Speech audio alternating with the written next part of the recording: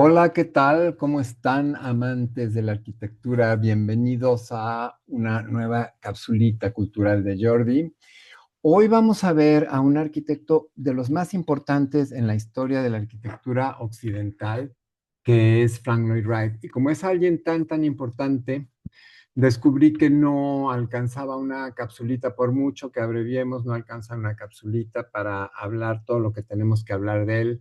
Entonces, esto lo voy a dividir en dos capsulitas. Esta es la primera parte y dentro de 8 días veremos la siguiente parte, la segunda parte.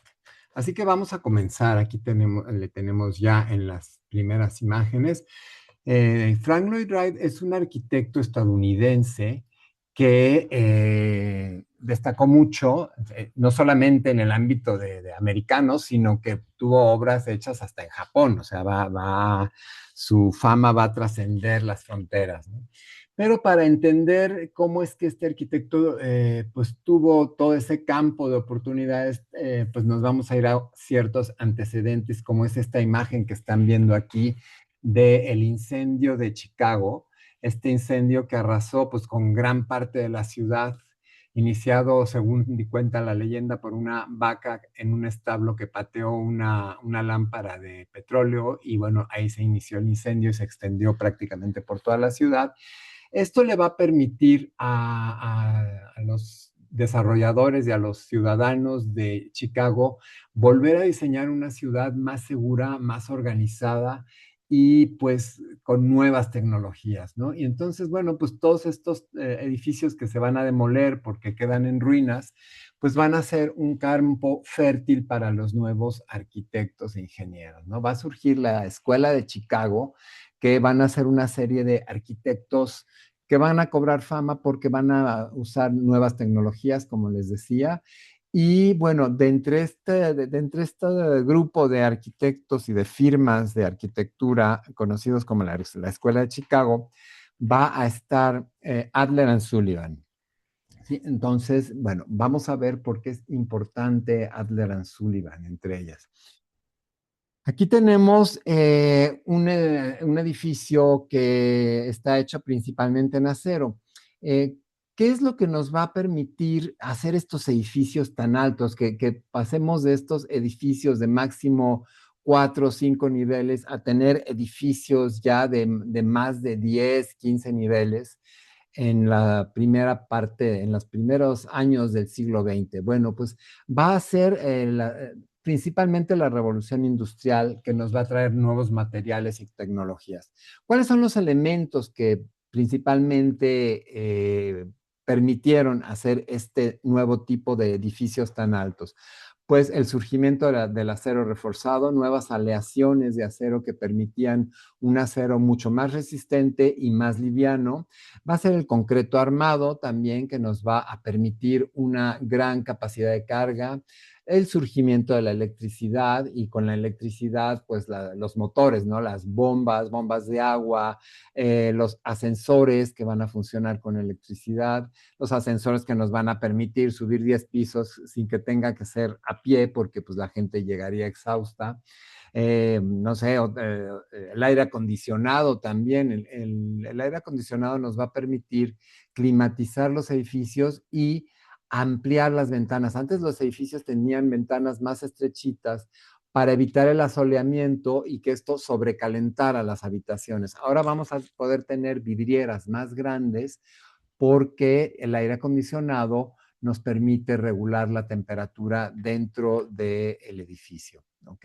Y bueno, surgirán otras tecnologías de comunicación, como dentro del mismo edificio, la comunicación interna de unas oficinas a otras a través de tubos neumáticos para la mensajería. Va a surgir el telégrafo, la telefonía, posteriormente el telex, y bueno, ya irán surgiendo todos los medios modernos de comunicación. ¿Sale? Y bueno, decíamos que Adler and Sullivan era importante porque va a ser pues prácticamente el segundo trabajo que va a obtener Frank Lloyd Wright al llegar a Chicago. Él es de un pueblo más pequeño de Illinois, de Richland Center, y va a llegar a Chicago pues para buscar oportunidades como arquitecto, ¿no? Primero va a estar en una firma donde se va a dar cuenta que los clientes pues no son así como muy importantes y él buscaba una firma como de más fama porque él lo que persigue en el fondo es obtener clientes pues de mejores recursos económicos, ¿sí?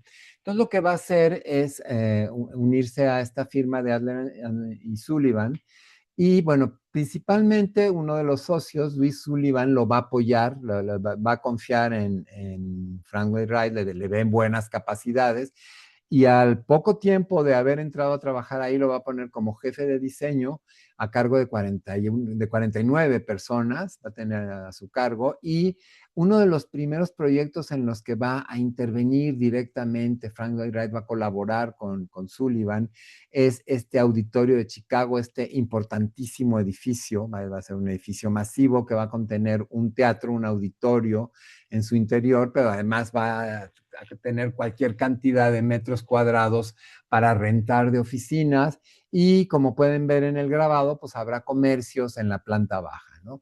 Y bueno, ya estamos aquí utilizando las estructuras de acero que nos permiten hacer estos gigantescos edificios con gran capacidad de albergar gente, ¿no? Él se va a casar en junio de 1889 con Catherine Turner y bueno, estando con Adler and Sullivan va a hacer algunos diseños como este que vemos aquí abajo a la izquierda, que van a ser diseños más o menos tradicionales, diseños pues de lo que ya se venía haciendo en esa época, pero poquito a poco él va a ir metiendo ya su estilo. Ahorita vamos a ver en qué consiste su estilo. También en el mismo año en que se casa, pues va a construir la casa para vivir con Catherine y de donde van a nacer sus hijos, también va a tener varios hijos con ella. Y bueno, este es de sus primeros proyectos, ¿sí? Tenemos aquí la casa para James Charnley en Chicago. Y bueno, ya comenzamos a ver algunas de las manifestaciones de su estilo. Va a tener pues muros muy libres de ornamentos. Allá va el ornamento tiende a desaparecer. Estos estilos que había antes, barrocos, neoclásicos, inclusive el Art Nouveau, pues eran como demasiado recargados y ya él lo que quiere es fachadas más limpias, va a combinar mucho las fachadas de ladrillo o tabique con la fachada en revestimiento de cantera, de piedra caliza, ¿vale? Y bueno, ya en los interiores también nos damos cuenta que sí, en el interior sí va a conservar un poco más de ornamentos. Sus diseños de interiores van a estar muy influenciados por el Art Deco, que acuérdense que el Art Deco en respuesta o en reacción al Art Nouveau, que era todo líneas curvas, ondulantes, naturales, bueno, el Art Deco todo van a ser líneas geométricas, figuras anguladas, ¿sí? Todo lo contrario al Art Nouveau va a ser el Art Deco con esta geometría un poquito más rígida, ¿no? Bueno, en 1892, Wright va a ser despedido de Adler and Sullivan porque pues sus jefes se dan cuenta que él está comenzando a hacer proyectos por su cuenta y en el contrato de trabajo decía claramente que él iba a trabajar en exclusiva para ellos. Entonces, al darse cuenta, porque pues, todas las noticias se corrían, ¿no? Y se dan cuenta de que este muchacho estaba haciendo ya proyectos por su cuenta y lo despiden, pero él siempre se va a expresar muy bien de Luis Sullivan, del que era su jefe, porque siempre le estuvo muy agradecido porque considera que fue el que le dio la entrada al mercado inmobiliario de Chicago, ¿no? Y fue el que le va a permitir pues sobresalir, ¿no? Entonces siempre estuvo muy agradecido con él por haberle dado ese primero empujón hacia el mundo de la construcción y el diseño.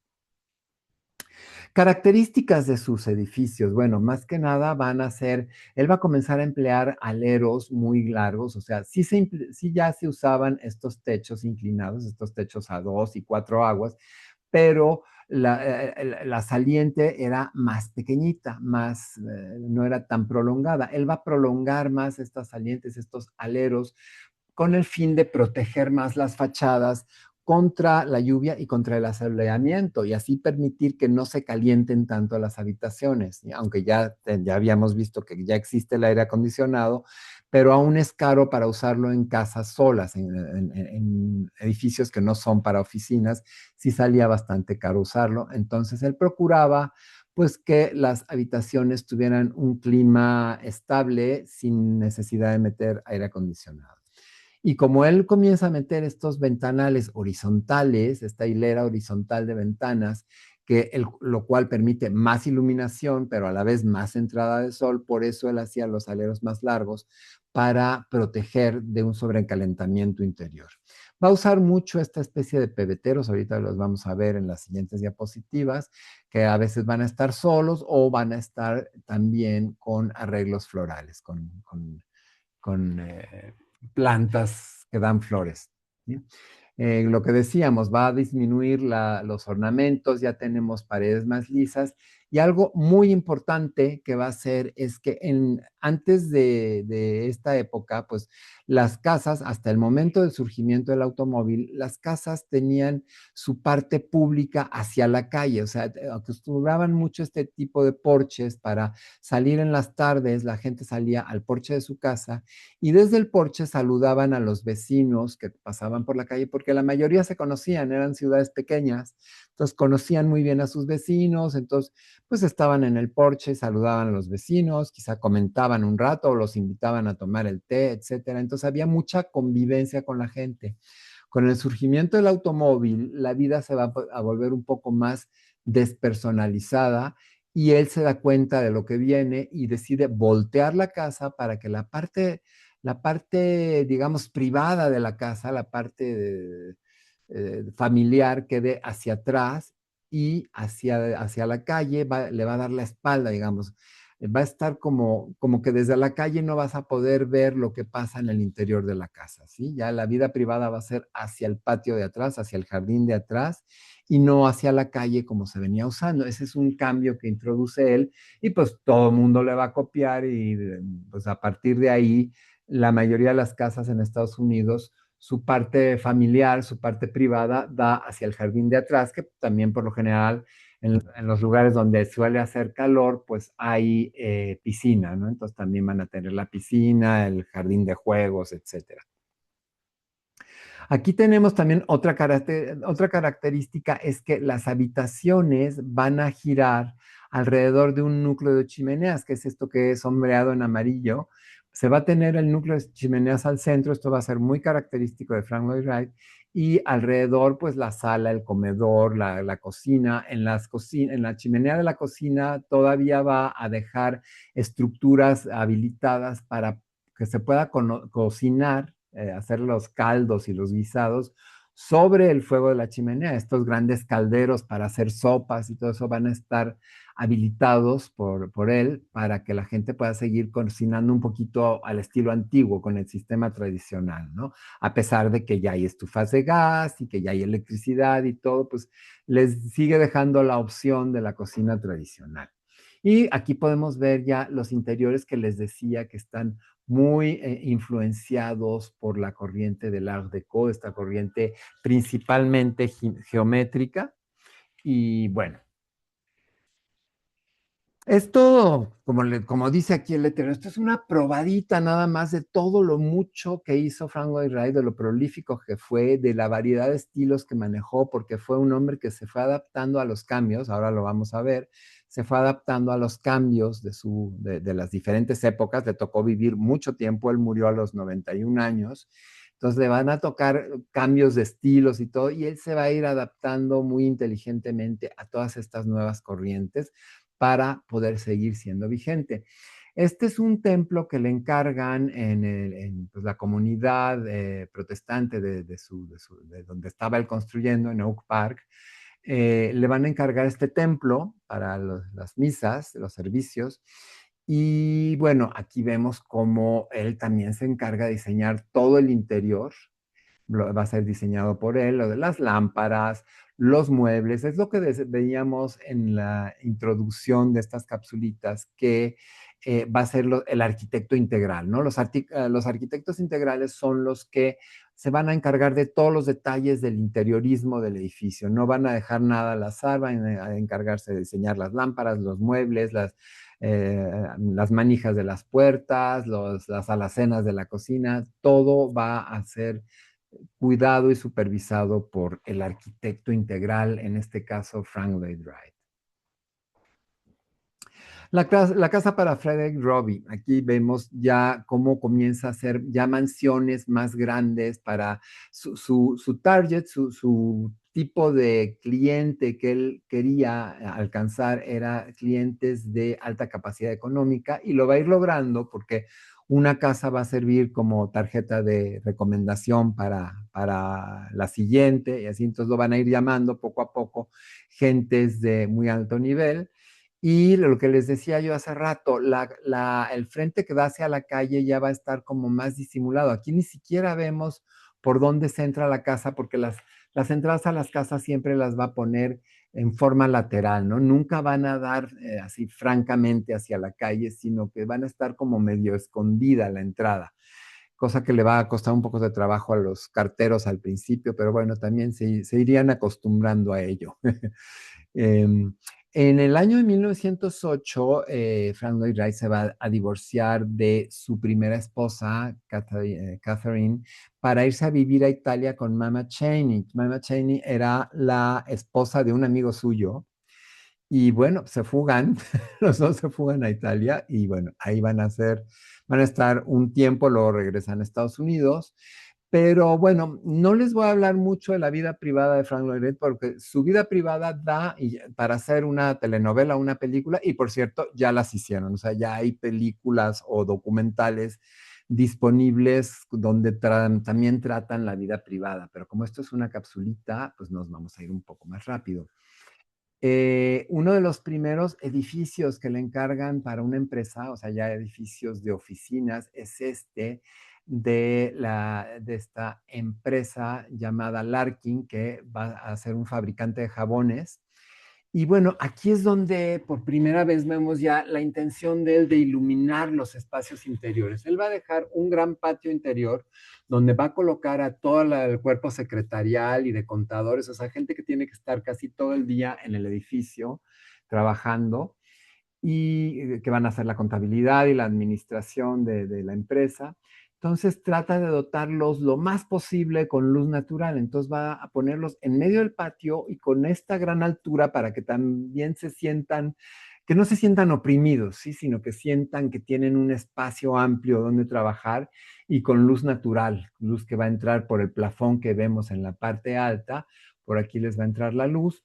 Obviamente, conforme vamos subiendo en cada nivel del edificio, cada piso, pues van siendo los puestos ejecutivos más altos y la parte más alta se le reserva a la dirección general de la empresa, que es la que va a estar más decorada también con todos estos ornamentos que vemos. Él va a estar muy influenciado también por las culturas nativas norteamericanas e inclusive las culturas mesoamericanas, lo que fue la cultura maya, la cultura mexica, y va a reproducir muchos de los ornamentos de estas culturas en los interiores de sus edificios, ya lo iremos viendo.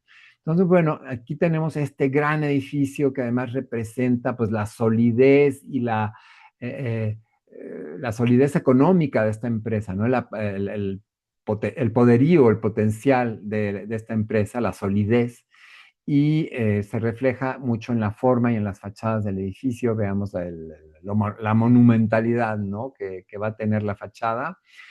Y bueno, esta empresa va a estar funcionando muchos años, pero me parece que fue a mediados de los 30, va a cerrar estas oficinas. No recuerdo si la empresa quebró o la compró otra más grande y estas oficinas ya decidieron cerrarlas.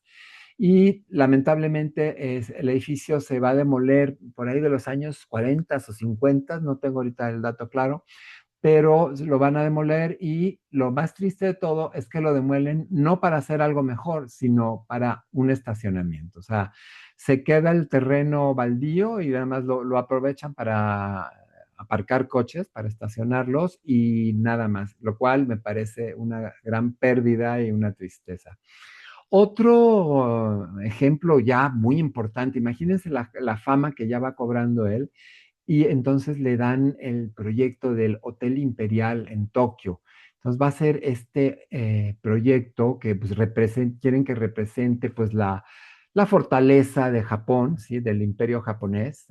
Todavía estaba el emperador gobernando y bueno, va a hacer este proyecto donde va a respetar mucho los ornamentos y la artesanía propia de Japón. Él, le va a encantar, va a quedar enamorado a raíz de estos viajes a Japón para supervisar la construcción del hotel, etcétera. Va a quedar enamorado del arte japonés que lo va a plasmar también en posteriores obras.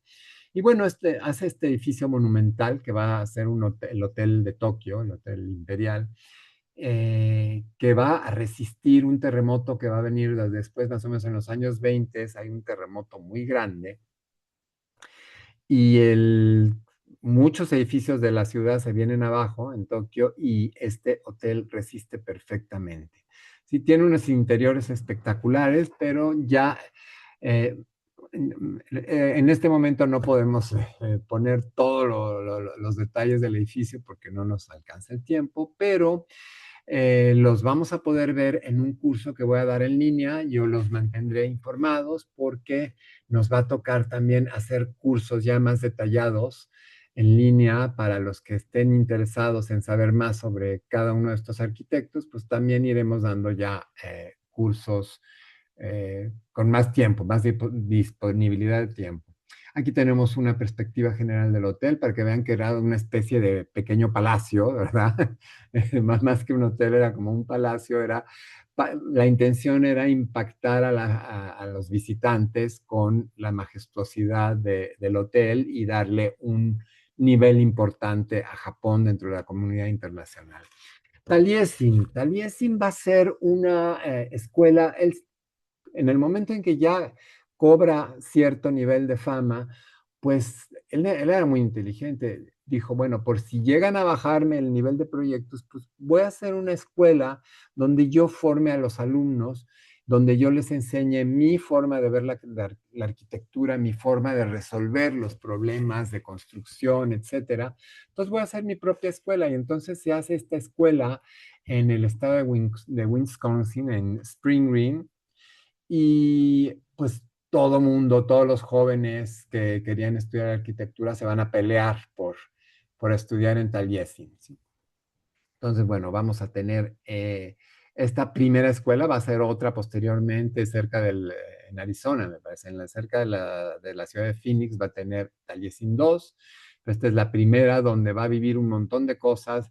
Y además va a traer a los alumnos, es como si fuera una especie de kibutz o una especie de granja comunal. No solamente les va a enseñar arquitectura, les va a enseñar arquitectura del paisaje, los diferentes tipos de plantas, cómo cuidarlas, inclusive los va a poner a sembrar hortalizas y todo lo necesario para que la escuela sea autónoma, sea autosuficiente.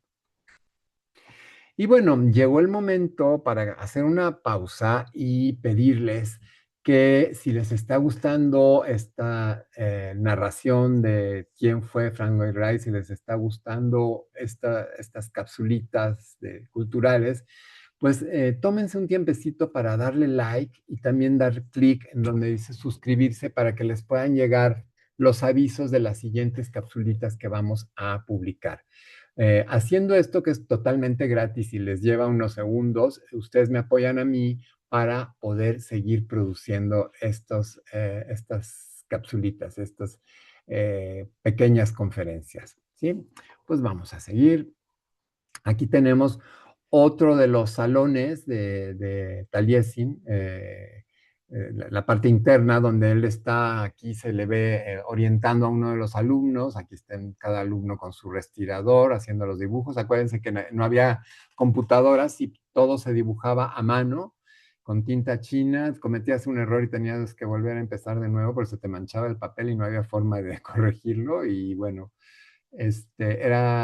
había que hacer las cosas con mucho cuidado para hacerlas una sola vez. Y aquí también los vemos haciendo la maqueta de una torre de oficinas que vamos a ver más adelante. Pero pues ya, como les decía, los jóvenes estudiantes se van a pelear por poder entrar a Taliesin porque además había cupo limitado. Entonces va a ser una escuela muy exitosa que además a él también le va a dar recursos para seguir haciendo proyectos. ¿Ok? Y bueno, hasta aquí llegamos en esta capsulita. No quiero que se vuelvan demasiado largas y tediosas, quiero que las disfruten. Entonces vamos a llegar hasta aquí en la primera parte de Frank Lloyd Wright. Nos quedan varios edificios que ver de él y cómo se fue adaptando a los cambios. Esta es su primera etapa. Los espero en 8 días para ver la segunda etapa de Frank Lloyd Wright y les agradezco mucho su paciencia y su tiempo. Que estén muy bien, les deseo una feliz semana. Hasta luego.